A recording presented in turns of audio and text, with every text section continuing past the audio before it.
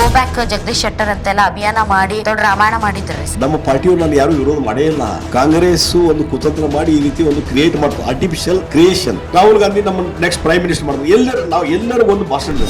ನೀವು ಹಿಂದೆ ಮೆಚ್ಚಿದ ಗ್ಯಾರಂಟಿ ಯೋಜನೆಗಳು ಈ ಬಾರಿ ನಿಮ್ಗೆ ಟಕ್ಕರ್ ಕೊಡ್ತಾವ? Negative things of the BJP ಅವತ್ತು ಅಧಿಕಾರಕ್ಕೆ ಬಂದದ, ಆಕಸ್ಮಿಕವಾಗಿ ಅಧಿಕಾರಕ್ಕೆ ಬಂದದ. ಗ್ಯಾರಂಟಿ ಗ್ಯಾರಂಟಿ ಗ್ಯಾರಂಟಿ, ಇದು ಗ್ಯಾರಂಟಿ ನ್ಯೂಸ್. ಸುದ್ದಿ ಖಚಿತ, ನ್ಯಾಯ ನಿಶ್ಚಿತ. ಬೆಳಗಾವಿ ಲೋಕಸಭಾ ಕ್ಷೇತ್ರದ ಕ್ಷೇತ್ರ ಪರಿಚಯ ಮತ್ತು ಜನರ ಅಭಿಪ್ರಾಯವನ್ನ ನಿಮ್ಮ ಮುಂದೆ ಇಡ್ತಾ ಇದ್ದೀವಿ ವೀಕ್ಷಕರೇ. ನಿಮ್ಮ ಗ್ಯಾರಂಟಿ ನ್ಯೂಸ್ ಬೆಳಗಾವಿಯಲ್ಲಿದೆ. ಬೆಳಗಾವಿ ಲೋಕಸಭಾ ಕ್ಷೇತ್ರದಲ್ಲಿ ಯಾವ ರೀತಿಯಾದಂತಹ ರಾಜಕೀಯ ಚಿತ್ರಣವನ್ನ ನಿಮ್ಮ ಮುಂದೆ ಇದೆ ಅನ್ನೋದನ್ನ ನಿಮ್ಮ ಮುಂದೆ ಇಡುವ ಭಾಗವಾಗಿ ಇವತ್ತು ಬೆಳಗಾವಿ ಲೋಕಸಭಾ ಕ್ಷೇತ್ರದ ಬಿಜೆಪಿ ಮತ್ತು ಜೆಡಿಎಸ್ ಮೈತ್ರಿ ಅಭ್ಯರ್ಥಿ ಜಗದೀಶ್ ಶೆಟ್ಟರ್ ಅವರಿಗೆ ಲಕ್ಷ್ಮೀ ಹೆಬ್ಬಾಳ್ಕರ್ ಅವರ ಪುತ್ರ ಮೃಣಾಲ್ ಹೆಬ್ಬಾಳ್ಕರ್ ಅವರು ಟಕ್ಕರ್ ಕೊಡೋದಕ್ಕೆ ರೆಡಿಯಾಗಿದ್ದಾರೆ. ಹಾಗಾದ್ರೆ 6 ಬಾರಿ ಶಾಸಕರಾಗಿ, ಮುಖ್ಯಮಂತ್ರಿಗಳಾಗಿ, ಸ್ಪೀಕರ್ಗಳಾಗಿ ಅಷ್ಟೇ ಅಲ್ಲ, ಇಡೀ ಬಿಜೆಪಿ ಪಕ್ಷದಲ್ಲಿ ಹಲವಾರು ಉನ್ನತ ಹುದ್ದೆಗಳನ್ನು ಸ್ವೀಕರಿಸಿ ಈಗ ಲೋಕಸಭೆಗೆ ಎಂಟ್ರಿ ಆಗೋದಕ್ಕೆ ತುದಿಗಾಲಲ್ಲಿ ನಿಂತಿದ್ದಾರೆ ಜಗದೀಶ್ ಶೆಟ್ಟರ್ ಅವರು. ಹಾಗಾದ್ರೆ ಜಗದೀಶ್ ಶೆಟ್ಟರ್ ಅವರ ಈ ಒಂದು ಸ್ಪರ್ಧೆ ಏನಿದೆ ಅದು ಕೇಕ್ ವಾಕ್ ಆಗುತ್ತಾ ಅಥವಾ ಸಿಕ್ಕಾಪಟ್ಟೆ ಫೈಟ್ ಇಂದ ಕೂಡಿರುತ್ತಾ? ಈ ಬಗ್ಗೆ ಮಾತಾಡೋದಕ್ಕೆ ಸ್ವತಃ ಮಾಜಿ ಮುಖ್ಯಮಂತ್ರಿಗಳಾದಂತಹ ಜಗದೀಶ್ ಶೆಟ್ಟರ್ ಅವರು ನಮ್ಮೊಂದಿಗಿದ್ದಾರೆ. ಬನ್ನಿ, ಅವ್ರನ್ನ ವೆಲ್ಕಮ್ ಮಾಡೋಣ. ಸರ್, ತಮಗೆ ಗ್ಯಾರಂಟಿ ನ್ಯೂಸ್ಗೆ ಸ್ವಾಗತ. ಸರ್, ನಿಮ್ಮನ್ನು ನೋಡಿದ್ರೆ ಬಹಳ ಕೂಲ್, ಕಾಮ್, ರಿಲ್ಯಾಕ್ಸ್ಡ್ ಆಗಿದ್ದೀರಿ ಸರ್. ಅಷ್ಟೇನು ಫೈಟ್ ಇಲ್ಲೇನ್ರಿ ಸರ್? ನೋಡಿ, ಅದು ನನ್ನ ಸ್ವಭಾವ, ಕೂಲ್ ಆಗಿರೋದು. ಅದಕ್ಕೆ ಇವತ್ತಿನವರೆಗೂ BP ಶುಗರ್ ಬಂದಿಲ್ಲ. ಬೇರೆಯವ್ರಿಗೆ BP ಶುಗರ್ ಬರ್ಸ್ತೇನೆ.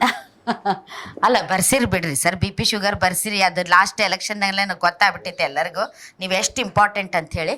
ಆದರೆ ಸರ್, ಇಲ್ಲಿ ಸ್ಪರ್ಧೆ ಇದೆಯಾ ಇಲ್ವಾ ಸರ್?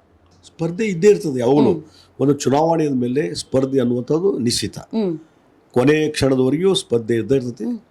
ಕೊನೆ ಕ್ಷಣದವರೆಗೂ ನಾನು ಹೋರಾಟ ಮಾಡ್ತೀನಿ. ಸರ್, ನಿಮ್ಮ ಪ್ರತಿಸ್ಪರ್ಧಿ ದಟ್ ಈಸ್ ಮೃಣಾಲ್ ಠಾಕೂರ್ ಅವರು ಈ ರಾಜ್ಯದ ಮಂತ್ರಿಗಳಾದಂಥ ಲಕ್ಷ್ಮೀ ಹೆಬ್ಬಾಳ್ಕರ್ ಅವರ ಸುಪುತ್ರ ಮತ್ತು ವಿಧಾನ ಪರಿಷತ್ ಸದಸ್ಯರ ಅಳಿಯ. ಸೊ ಒಂದು ದೊಡ್ಡ ಶಕ್ತಿ ಅವರ ಹಿಂದೆ ಇದೆ. ಸೊ ನಿಮ್ಮ fight it's between Mrinal and you are Lakshmi Hebbalkar versus Jagadish Shettar? ನೋಡಿ, ಇವತ್ತು ಇಡೀ ದೇಶದಲ್ಲಿ ಒಂದು ರಾಷ್ಟ್ರೀಯದ ಬಗ್ಗೆ ಚರ್ಚೆ ಆಗ್ತದೆ. ಈ ಪಾರ್ಲಿಮೆಂಟ್ ಇಲೆಕ್ಷನ್ನು ಸ್ಥಳೀಯ ಇಲೆಕ್ಷನ್ ಅಲ್ಲ. ವ್ಯಕ್ತಿಗತವಾದಂಥ ಸಂಬಂಧಗಳು ಮತ್ತೊಂದು ಅದರ ಮೇಲೆ ಚುನಾವಣೆ ನಡೆಯೋದಿಲ್ಲ. ರಾಷ್ಟ್ರದ ನಾಯಕರು ಯಾರಾಗಬೇಕು, ಮುಂದಿನ ಪ್ರಧಾನಮಂತ್ರಿ ಯಾರಾಗಬೇಕು, ದೇಶದ ಸುರಕ್ಷತೆ ಮತ್ತು ಸಂರಕ್ಷಣೆ ಜನರದ್ದು ಇದೆಲ್ಲ ಯಾರ ಕೈಯಲ್ಲಿ ಸೇಫ್ ಇರ್ತದೆ ಅನ್ನುವಂಥ ನಿರ್ಧಾರ ಮಾಡುವಂಥ ಚುನಾವಣೆ. ಹೀಗಾಗಿ ಇವತ್ತು ದೇಶದಲ್ಲಿ 10 ವರ್ಷ ನರೇಂದ್ರ ಮೋದಿಜಿಯವರು ಆಡಳಿತ ಮಾಡಿದ್ದಾರೆ, ಸಮರ್ಪಕ ಆಡಳಿತ ಮಾಡಿದ್ದಾರೆ. ಅವರೇ ಪ್ರಧಾನಮಂತ್ರಿಯಾಗಿ ಮುಂದುವರಿಬೇಕು. ಅವರ ನೇತೃತ್ವದಲ್ಲಿ ದೇಶ ಅಭಿವೃದ್ಧಿ ಆಗ್ತದೆ. ಒಳ್ಳೆಯ ರೀತಿ ಜಗತ್ತಿನಲ್ಲಿ ಭಾರತಕ್ಕೆ ಇನ್ನೂ ಹೆಚ್ಚು ಕೀರ್ತಿ ಬರ್ತದೆ ಅನ್ನುವಂಥ ಜನರ ಮನಸ್ಸಲ್ಲಿ ಬಂದದ. ಓವರಾಲ್ ಟ್ರೆಂಡ್ ಹಾಗೇ ಇದೆ. ಹೀಗಾಗಿ ಇದು ಮೋದಿಜಿಯವರು 3ನೇ ಬಾರಿ ಪ್ರಧಾನಮಂತ್ರಿ ಮಾಡಬೇಕು ಬೇಡ ಅನ್ನುವಂಥ ನಿರ್ಧಾರ ಮಾಡುವಂಥ ಚುನಾವಣೆ. ಈಗ ನಾನು ಹೇಳ್ತೀನಿ ಕಾಂಗ್ರೆಸ್ಸಲ್ಲಿ ಅಭ್ಯರ್ಥಿ ಯಾರೇ ಆಗಲಿ ಅದು ನಮ್ಗೆ ಸಂಬಂಧ ಇಲ್ಲ. ಇವತ್ತು ಭಾರತೀಯ ಜನತಾ ಪಾರ್ಟಿಯಿಂದ ನಾನು ಸ್ಪರ್ಧೆ ಮಾಡಲಿಕ್ಕೆ ಅವಕಾಶ ಕೊಟ್ಟಿದ್ದಾರೆ. ಮಾಜಿ ಮುಖ್ಯಮಂತ್ರಿ, ಹಿಂದೆ ಆಡಳಿತ ಅನುಭವ ಇರುವಂಥ ವ್ಯಕ್ತಿ ಅಂತ ಹೇಳಿ ನನಗೆ ಕೊಟ್ಟಿದ್ದಾರೆ. ಬೆಳಗಾವಿ ಜನನೂ ಜಗದೀಶ್ ಶೆಟ್ಟರು ಬಂದರೆ ಒಳ್ಳೆಯದಾಗ್ತದೆ ಅನ್ನುವಂಥ ಒಂದು ಎಕ್ಸೆಪ್ಟಬಿಲಿಟಿ ಅವರು ಸಹಿತ ಒಪ್ಕೊಂಡಿದ್ದಾರೆ. ಆ ಹಿನ್ನೆಲೆಯಲ್ಲಿ ಚುನಾವಣೆಯನ್ನು ಸ್ಪರ್ಧೆ ಮಾಡ್ತಾಯಿದ್ದೇನೆ.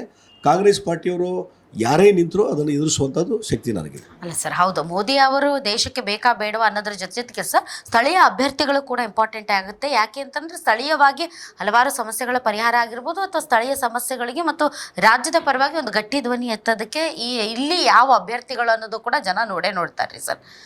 ಈಗಿರುವಂತಹ ತಾವು ಹೇಳಿದ ಎಕ್ಸೆಪ್ಟಬಿಲಿಟಿ ಅಂತ ಎಲ್ಲರೂ ಒಪ್ಕೊಂಡಿದ್ದಾರೆ ಸರ್. ಯಾಕಂದ್ರೆ ಗೋ ಬ್ಯಾಕ್ ಅದು ಇದು ಅಂತ ಏನೇನೋ ಮಾಡ್ತಿದ್ರಲ್ರಿ ಸರ್ ನಿಮ್ಮ ಪಾರ್ಟಿಯಲ್ಲಿ ಸರ್.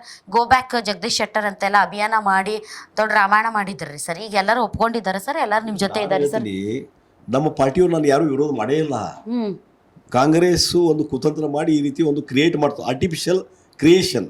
ಅಂದ್ರೆ ನಿಮ್ಮ ಪಾರ್ಟಿಯವ್ರನ್ನ ಕಾಂಗ್ರೆಸ್ ಮ್ಯಾನಿಪುಲೇಟ್ ಮಾಡಬಹುದು, ಹ್ಯಾಂಡಲ್ ಮಾಡಬಹುದು. ನಮ್ಮ ಪಾರ್ಟಿಯವರು ಒಂದು ಸ್ಟೇಟ್ಮೆಂಟ್ ತೋರಿಸ್ಬಿಡ್ರಿ. ನಮ್ಮ ಪಾರ್ಟಿಯವರು ಯಾರು ವಿರೋಧ ಮಾಡಿದ್ರು ತೋರಿಸ್ಬಿಡಿ. ಯಾರು ಪ್ರಮುಖ ನಾಯಕರು ಯಾರು ವಿರೋಧ ಮಾಡಿದಾರೆ ತೋರಿಸ್ಬಿಡಿ. ಈ ಸುಮ್ಮನೆ ವಿದೌಟ್ ರೆಕಾರ್ಡ್ ಇದು ಜನರಲ್ ಆಗಿ ಮಾತಾಡೋದು ಬೇಡ. ಟಿಕೆಟ್ ಆಕಾಂಕ್ಷಿಗಳು ಸರ್, ಟಿಕೆಟ್ ಆಕಾಂಕ್ಷಿಗಳ ಸ್ಟೇಟ್ಮೆಂಟ್ ತೆಗೆದು ತೋರಿಸ್ರಿ. ಜನರಲ್ ಆಗಿ ಮಾತಾಡಿದ್ರೆ ಅರ್ಥ ಇಲ್ಲ ಅದಕ್ಕೆ.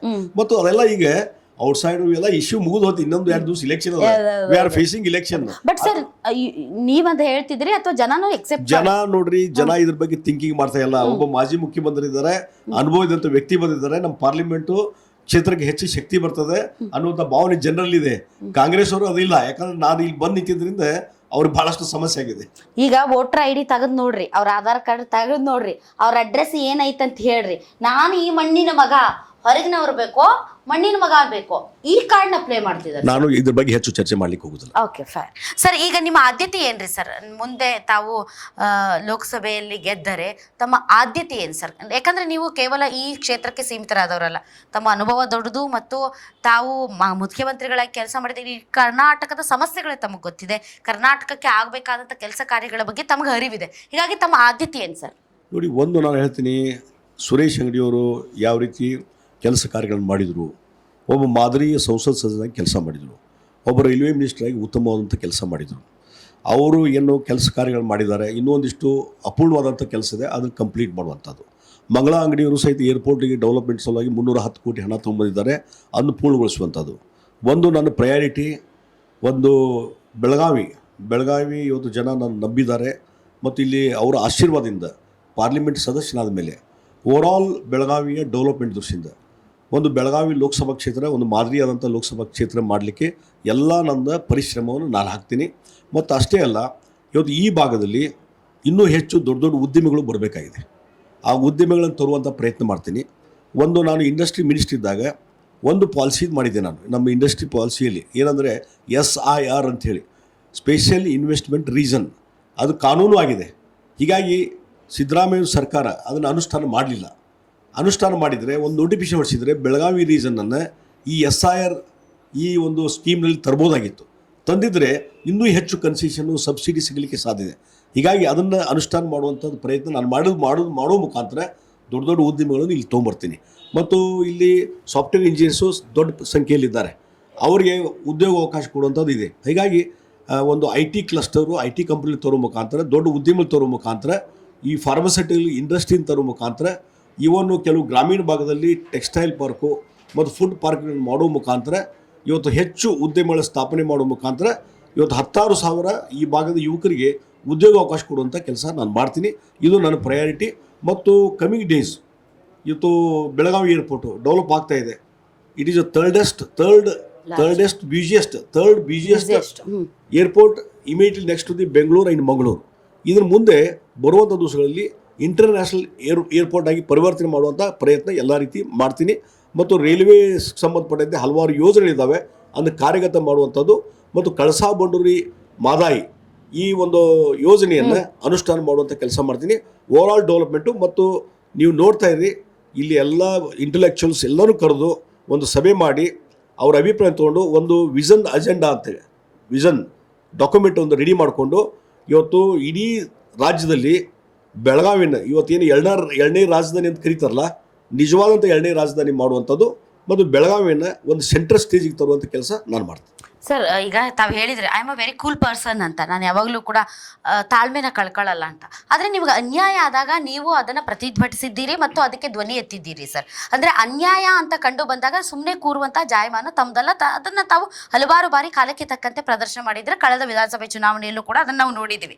ಆದರೆ ಸರ್, ಕನ್ನಡ ನಾಡು ನುಡಿ ಜಲ ಭಾಷೆ ವಿಚಾರದಲ್ಲಿ ಸರ್ ಡೆಫಿನೆಟ್ಲಿ ಕೆಲವೊಂದು ಪೊಲಿಟಿಕಲ್ ಹಿತಾಸಕ್ತಿಗಳಿಗೆ ಅನುಗುಣವಾಗಿ ಒಕ್ಕೂಟ ವ್ಯವಸ್ಥೆಯಲ್ಲಿ ಹೆಚ್ಚು ಕಡಿಮೆ ಆಗ್ಬೋದು. ಅಂಥ ಸಂದರ್ಭದಲ್ಲಿ ಕನ್ನಡಿಗರು ಮತ್ತು ಕನ್ನಡಕ್ಕಾಗಿ ನಿಮ್ಮ ಧ್ವನಿ ಸರ್, ನಿಮ್ಮ ಧ್ವನಿ ಕಂಪ್ಯಾರಿಟಿವ್ಲಿ, ಯಾಕಂದರೆ ಕಳೆದ ಬಾರಿ ನೀವೇ ಹೇಳಿದರೆ ನಮ್ಮ ಸಂಸದರು ಸರಿಯಾಗಿ ದನಿ ಎತ್ತಕ್ಕಾಗಿಲ್ಲ ಅಂತ.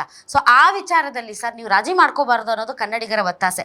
ಬಿಕಾಸ್ ನೀವು ಬೇರೆ ಬೆಳಗಾವಿ ಕ್ಷೇತ್ರಕ್ಕೆ ಸೀಮಿತ ಅಲ್ಲ, ಇಡೀ ಕರ್ನಾಟಕ ನಿಮಗೆ ಗೊತ್ತಿದೆ. ಹೀಗಾಗಿ ಕನ್ನಡಿಗರ ವಿಚಾರದಲ್ಲಿ ಸರ್ ಡೆಫಿನೆಟ್ಲಿ ಇಡೀ ಕರ್ನಾಟಕ ತಮ್ಮನ್ನು ಎದುರು ನೋಡುತ್ತೆ. ಯಾಕೆ ಅಂತಂದರೆ ಧ್ವನಿ ಎತ್ತೋ ವಿಚಾರದಲ್ಲಿ. ನೋಡಿ, ಕನ್ನಡ ಭಾಷೆ ಅದು ನಮ್ಮ ಮಾತೃಭಾಷೆ ಮತ್ತು ಕರ್ನಾಟಕದಲ್ಲಿ ಕನ್ನಡಕ್ಕೆ ಆದ್ಯತೆ ಇದ್ದೇ ಇದೆ. ಕನ್ನಡ ನೆಲ ಜಲವನ್ನು ಭಾಷೆಯನ್ನು ರಕ್ಷಣೆ ಮಾಡುವಂಥದ್ದು, ಅದಕ್ಕೆ ಎಲ್ಲ ರೀತಿಯಿಂದ ಗೌರವ ಕೊಡುವಂಥ ಕೆಲಸ ನಾನು ಮೊದಲಿಂದ ಮಾಡ್ಕೊಂಡು ಬಂದೀನಿ.